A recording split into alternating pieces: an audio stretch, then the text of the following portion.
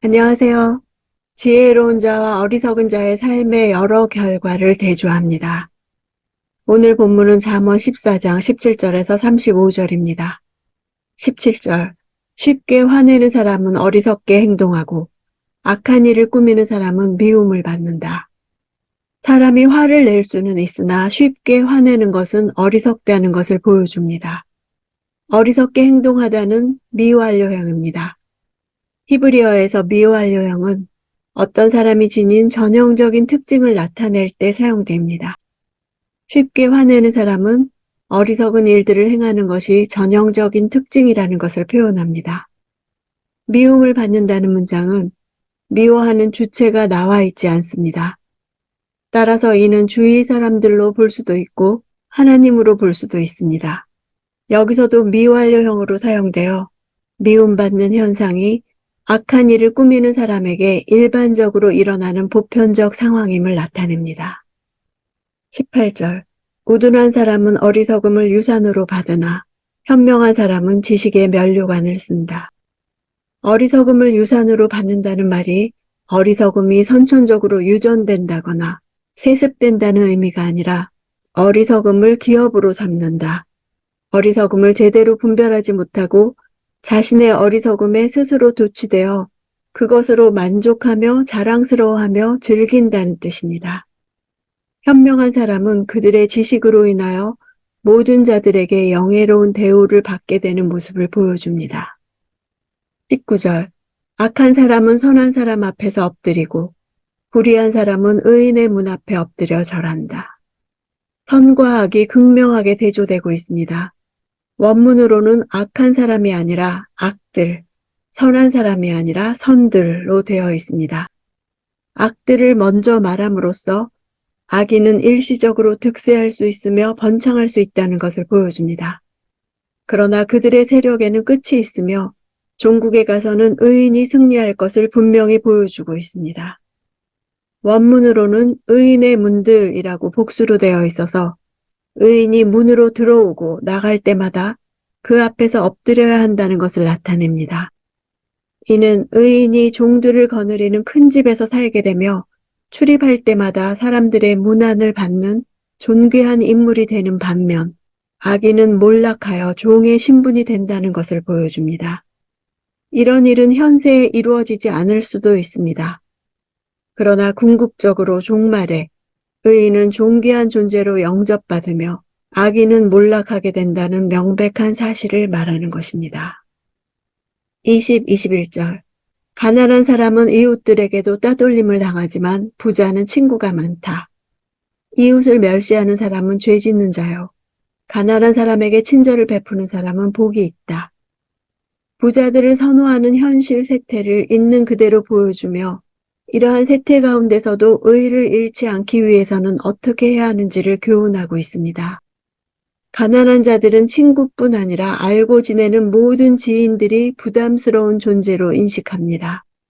그러나 부유한 자의 주변에는 친밀한 관계를 맺고자 하는 사람들이 많다는 것을 보여줍니다. 물질의 소유 여부에 따라 사람을 대하는 태도와 자세가 달라지는 냉혹한 현실을 있는 그대로 보여줍니다. 그러나 사회는 이렇듯 부자들을 선호하지만 부자들은 거기에 휩쓸리지 말 것이며 이웃을 결코 업신여기지 말고 친절을 베풀어야 함을 가르치고 있습니다. 23절. 열심히 일하면 유익이 있지만 말만 하면 가난해질 뿐이다. 열심히 일하다 하는 단어는 고통스럽게 하다, 슬픔을 당하다 라는 뜻으로 출산하는 여인의 극심한 고통과 같이 정신적인 고통과 육체적인 고통을 수반하는 모든 노동을 의미합니다. 유익이란 단어는 초과, 남겨진 것, 풍부라는 뜻으로 수고한 다음에 풍요로운 결실이 있을 것을 보여줍니다. 가난이란 단어는 유익과 반대되는 단어로 부족, 필요라는 뜻입니다. 상반절에는 미완료형이 사용되어 수고에 따라 유익이 계속해서 발생하는 동적 이미지를 나타내고 하반절에는 동사가 없어서 말만 하고 실천이 없는 자는 가난에 머물러 있다는 정적 이미지를 나타냅니다. 28절.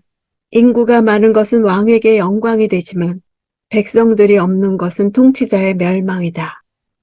고대 국가에서는 백성의 번성으로 인한 수적 우세가 곧 왕의 위상을 나타내는 실제적인 표징이었습니다.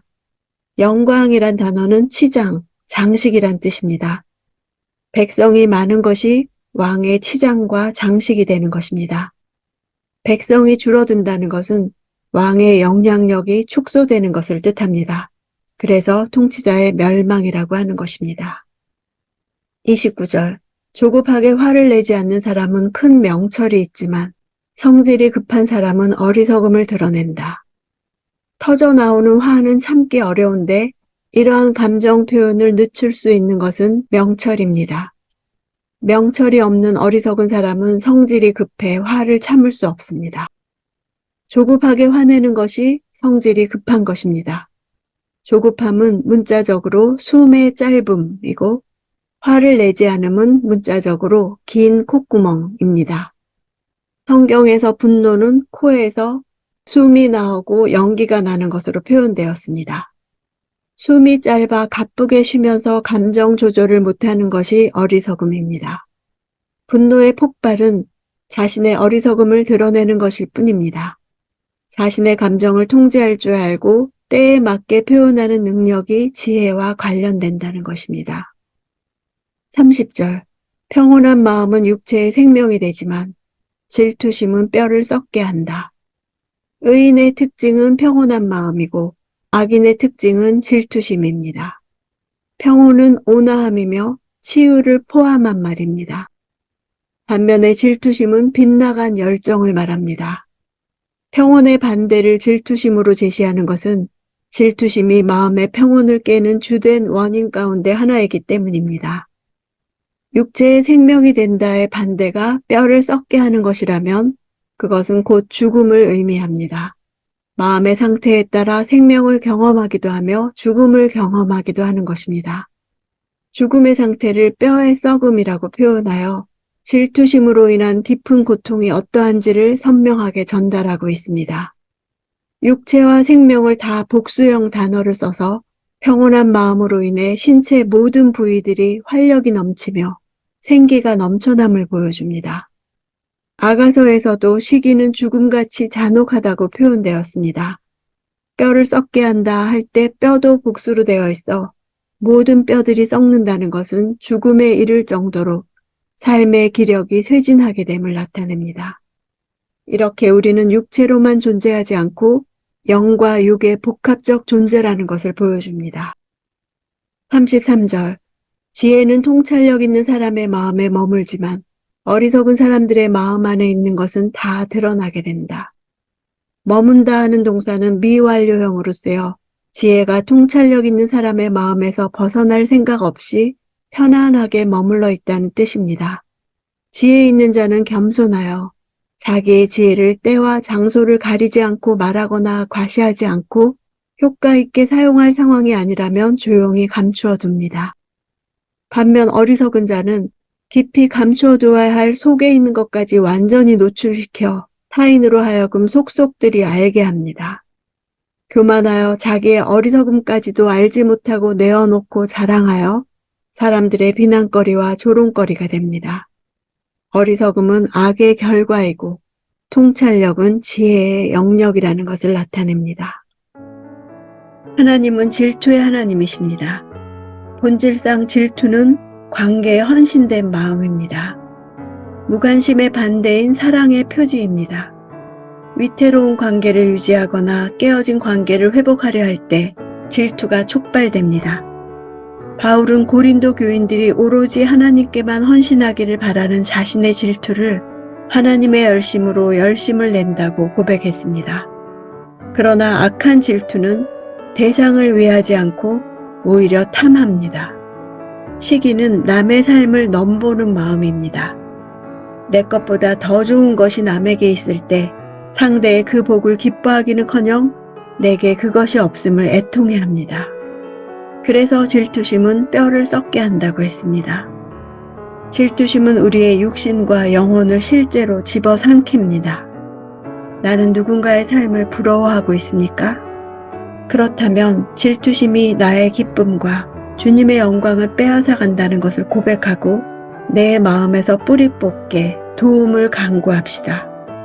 질투심이 있는 나의 마음으로 인해 오히려 주님 앞으로 나아가 주님이 지금까지 해주신 일과 장차 해주실 일을 묵상할 때 나의 질투심이 가라앉을 것을 믿읍시다.